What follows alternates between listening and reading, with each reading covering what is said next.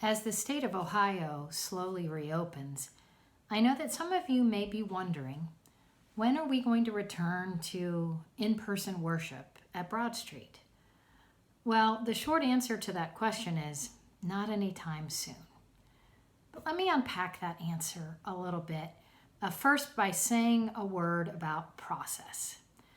Decisions about when to return to in-person worship will be made not by church staff, but by the session, the governing body of the church. In fact, there's a small team of elders, and let me tell you who is on that team. Amy Armstrong, Alex Campbell, Judy Chester, Mark Gallant, and Nancy Campbell. They have been meeting regularly to talk through all the issues surrounding resuming in-person activities at the church.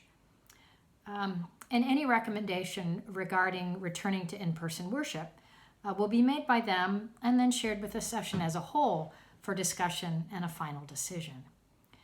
So that's a little bit about process. And keep in mind that the church building has never been closed. The church building has been in operation because the food pantry has stayed open ever since this crisis began. The food pantry has been open Monday through Friday, hasn't missed a day, continuing to respond to unprecedented need in the community. And Columbus Early Learning Centers, one of our long-term partners that provides childcare in our building, is set to resume operations early in the month of June. But we don't know when we will gather again for in-person worship. We do, however, know what values will guide our decision-making process.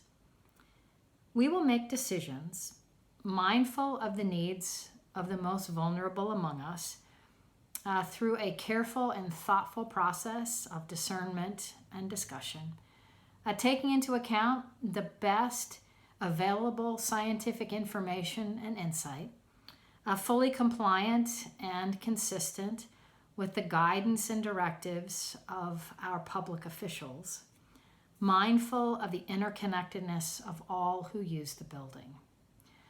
We will also make these decisions praying a lot and trusting in the wisdom, the guidance, and the love of God.